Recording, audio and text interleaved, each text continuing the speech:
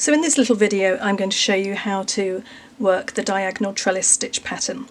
I've already started this square and you can see it's got the garter stitch border, and then across the middle, the panel, you can see the diagonal stitch. I've been ticking off each row as I go, and I now am ready to repeat row 6 of my pattern.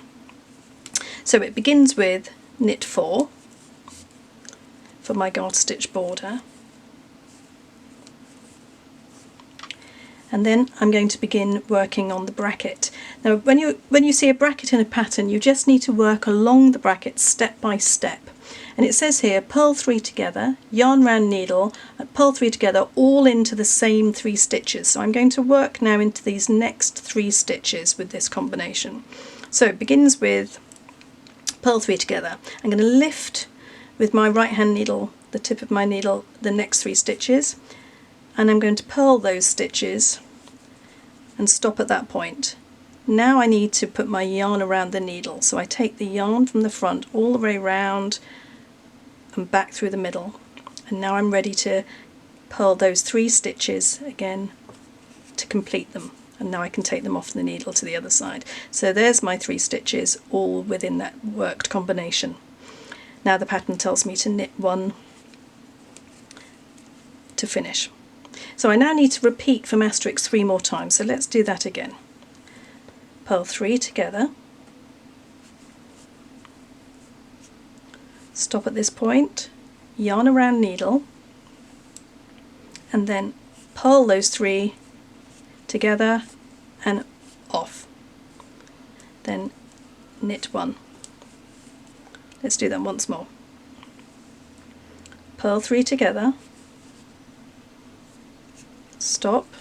Now this is where I take the yarn all the way around the back, through the middle, and now it's in position ready to purl.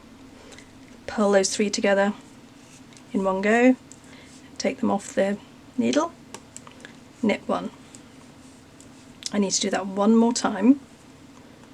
Purl 3 together,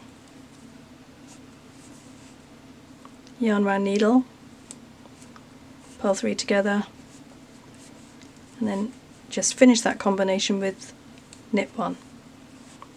So I've worked the combinations all the way across the central panel. Now to finish off the pattern I just need to knit 3. So there have been quite a lot of functions during that one row, row 6. If I put it down you can see what I've done. I've got the knit 4 at the beginning, and then this is the bracketed working into the 3 stitches. There, those 3, knit 1, so I did that once, and then it said repeat 3 times. That's once, twice, 3 times, and then knit 3 at the end. Now turning around row 7, it tells me to knit, but these stitches look a little bit different than a normal knit row, so let me just show you how it looks when you come to those clusters of 3. So we knit along as normal. And when you come to the first cluster of 3, they might look a little bit squashed together, so just ease them out with the tip of your needle and just simply knit them. But they just might need to be slightly opened up if they feel a little bit tight. So you just work across, knitting each stitch as it comes.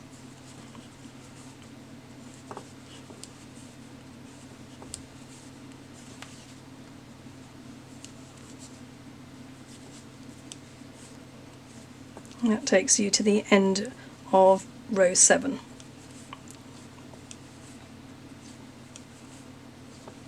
So turning my work, I'm now working on row 8, which is the wrong side facing me, beginning with knit 4 for the garter stitch border. And this row is again using the bracket, but I have to begin by knitting 2 stitches first, because I don't want to align my trellis pattern in straight lines, but I want to create the diagonal effect. So I need to first of all work purl 1, knit 1. So I've just moved it across, and now I'm ready to begin the brackets. So here we go.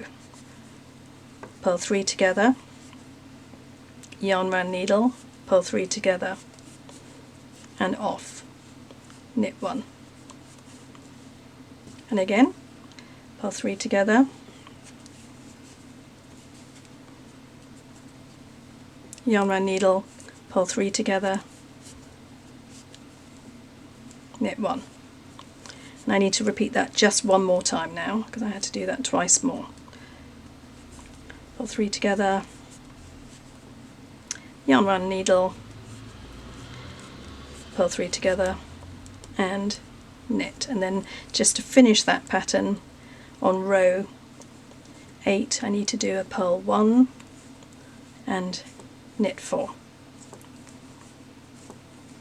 And that's the end of the stitch combination. So let's just look at a completed square, and you can see that stitch combination you need to repeat a total of 6 times. It says rows 5 to 8 5 more times after the first one, so 6 times in total. And at the end of it you have to be able to count altogether 9 diagonal stitch combinations to create those diagonal patterns. If it looks a little bit confusing, you can also count the ridges up the side. Don't count the cast on row as one, but start from the garter stitch ridge, and again you should have a total of 14 ridges taking you all the way to the top of the pattern. Once you've completed that, you can then finish the square by using the garter stitch border before you cast off. One other tip, while you're making this pattern I would make sure you tick off each row as you go. It can get a little bit confusing, row 6 and row 8 on the wrong side, so I would recommend ticking off each row as you go.